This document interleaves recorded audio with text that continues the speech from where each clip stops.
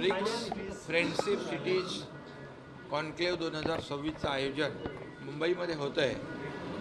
हे अतिशय आपल्या राज्यासाठी मुंबईसाठी अभिमानाची बाब आहे आणि अनेक देशातले लोक यामध्ये पॉलिसी मेकर आहेत, नवीन टेक्नॉलॉजी आहे, नवीन नवीन आयडियाज आहेत आणि एकमेकाला इथे कॉन्फरन्समध्ये शेअर करतील, एकमेकाशी चर्चा होईल आणि त्यामध्ये जे आता क्लायमेट चेंज आहे, ग्लोबल वॉर्मिंग आहे आणि सस्टेनेबिलिटी आहे, रेझिलियन्स आहे, या सगळ्या ज्या काही गोष्टी आहेत या जागतिक दर्जावरच्या सगळ्या समस्या आहेत आणि मग त्यातून आपल्याला कसा मार्ग काढायचा यासाठी ब्रिक्सनी आयोजित केलेली ही कॉन्फरन्स महत्त्वाची आहे आणि लोकांना जीवनमान जे आहे लोकांचं पोल्युशन फ्री कसं करता येईल, ट्रॅफिक फ्री कसं करता येईल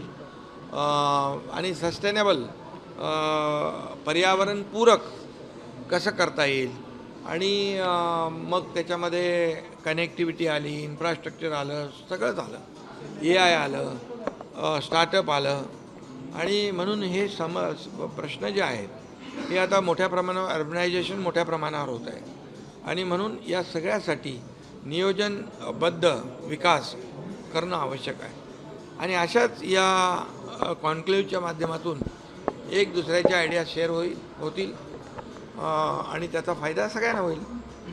सिर्फ बात करते हैं वंदे मातरम की, जिस प्रकार से 15 अगस्त के दिन स्वतंत्र दिवस के मौके पे लाल किले से वंदे मातरम जो है प्रधानमंत्री से गाया जाएगा, कितना महत्वपूर्ण ऐतिहासिक है, पहली बार ऐसा होगा। ये तो हिस्टोरिकल ऐतिहासिक क्षण होगा।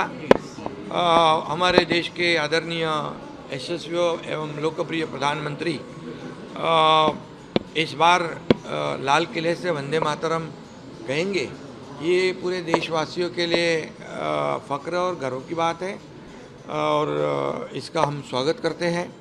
ये देशभक्ति और राष्ट्रभक्ति एक ऊर्जा और प्रेरणा देने वाला एक ऐतिहासिक क्षण है। लाल किल्ल्यावर इसका वंदे मातरम का विरोध भी करते नजर आए। कांग्रेस के कुछ लोग हैं, MIM के कुछ लोग हैं, समाजवादी पार्टी के लोग हैं, लगातार वंदे मातरम कहते कहते लोग कितने हमारे फांसी पे चढ़ गए, हमारे बलिदान दिया हमारे स्वतंत्र वीरों ने। अभी ऐसे ही स्वातंत्र्य नहीं मिला है, इसलिए इसके लिए ये वंदे मातरम कहते कहते फांसी पे चढ़ गए हमारे स्वतंत्र वीर और इसलिए ये हमारे देश के लिए ये एक देशभक्ति राष्ट्रभक्ति का एक और सभी लोगों को प्रेरणा और ऊर्जा देने वाली बात है। तो इसलिए किसी ने इसका विरोध नहीं करना चाहिए, सभी ने ये कहना चाहिए।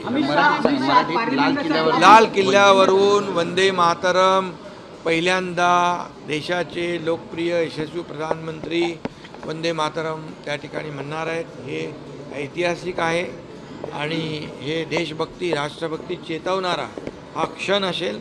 मी स्वागत करतो, तमाम 140 कोटी जनता याचं स्वागत करेल।